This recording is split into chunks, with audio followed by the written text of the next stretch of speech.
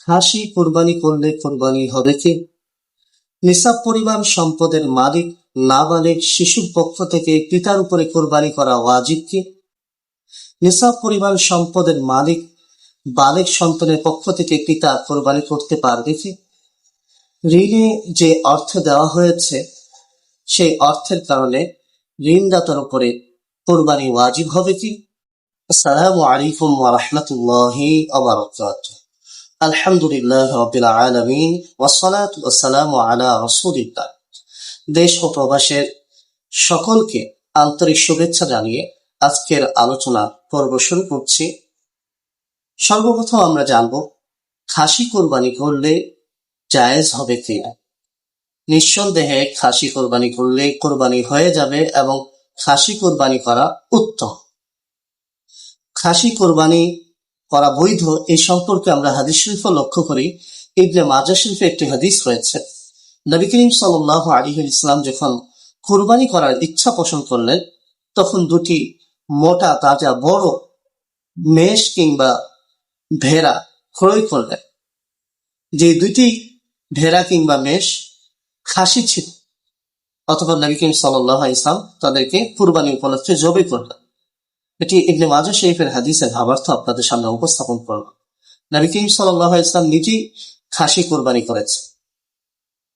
এছাড়া আমরা যদি দেখি ইমামে আহলে সুন্নাত ইমাম আহমদ রাজা খান ফাদিলে বেরেলি রাহমাতুল্লাহি তাআলা আলাইহি তিনি বলেন যে খাসি কোরবানি করা উত্তম এবং এতে সওয়াবও বেশি রয়েছে।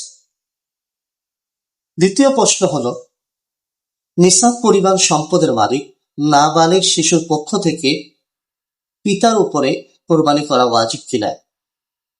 নাবালেগ শিশু যদি নিসাব পরিমাণ সম্পদের মালিক হয় তবে পুত্রের উপরও কোরবানি করা ওয়াজিব হবে না, পিতার উপরও কোরবানি করা ওয়াজিব হবে, কেননা কোরবানি ওয়াজিব হয় বালেগের উপরে। তৃতীয় প্রশ্ন হলো, যদি বালেগ নিসাব পরিমাণ সম্পদের মালিক হয় আর তার পিতা তার পক্ষ থেকে কোরবানি করতে চায় তাহলে কোরবানি করতে পারবে কিনা। পিতা যদি নিসাব পরিমাণ সম্পদের মালিক পুত্রের পক্ষ থেকে বালেগ পুত্রের পক্ষ থেকে কোরবানি করতে চায় তাহলে সেই ক্ষেত্রে পিতাকে সন্তানের কাছে অনুমতি দিতে হবে।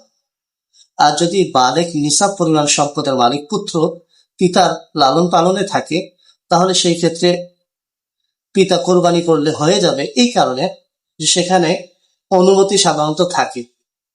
যে সন্তানেরা পিতার পালনে থাকে লালন পালনে থাকে তাদের এই কাজগুলোতে পিতার সাথে সম্মতি থাকে। তো দালালাতান অনুমতি থাকার কারণে বালেগ নিসাব পরিমাণ সম্পদের মালিক পুত্রের পক্ষ থেকে বাবা কোরবানি করলে পুত্রের কোরবানি আদায় হয়ে যাবে। আরেকটি প্রশ্ন হলো, উদাহরণস্বরূপ কারো কাছে 5 লক্ষ টাকা আছে কিন্তু সে কোরবানির 3 মাস পূর্বে কাউকে ঋণ দিয়ে দিছে এবং ঋণের সময় ডেট চুক্তি হয়েছে যে 6 মাস পরে পরিশোধ করা হবে। 3 মাস পরে যখন কোরবানি চলে আসলো সেই সময় তো 6 মাস পরিপূর্ণ হয় নাই। এখন কি ঋণদাতার উপরে কোরবানি ওয়াজিব হবে? তো সেই ক্ষেত্রে ঋণদাতার উপরে আবশ্যক হলো যাকে ঋণ দিয়েছে তার কাছে টাকা চাইবে, এতটুকু টাকা চাইবে যাতে তার দ্বারা কোরবানির পশু কিনে কোরবানি করা সম্ভব হয়। কিন্তু যাকে ঋণ দেওয়া হয়েছে সে যদি টাকা ফেরত দিতে প্রস্তুত না থাকে আর ঋণদাতার কাছে এমন কোনো সম্পদ না থাকে বা এমন কোনো জিনিস না থাকে যার মাধ্যমে সে গরু কিংবা খাসি ক্রয় করে কোরবানি করতে পারবে, সেই ক্ষেত্রে তাকে ঋণ নিয়ে কোরবানি করা আবশ্যক নয়। এমনকি কোরবানি পার হয়ে গেলে ঋণ গ্রহীতার পক্ষ থেকে যদি ঋণদাতা টাকা পেয়েও যায় তবে সেই ক্ষেত্রেও তাকে কোনো প্রকার সদকা করতে হবে না। আবারও মশলাটা আমরা শুনি, যদি ঋণদাতা কাউকে ঋণ দিল, কোরবানির সময় ঋণদাতা তার কাছে টাকা চাওয়া পরেও টাকা পেল না আর নিজের কাছেও এমন সম্পদ নাই যার মাধ্যমে সে কোরবানির পশু কিনে কোরবানি করবে, তাহলে সেই ক্ষেত্রে তার উপরে ঋণ নিয়ে কোরবানি করা ওয়াজিব হবে না।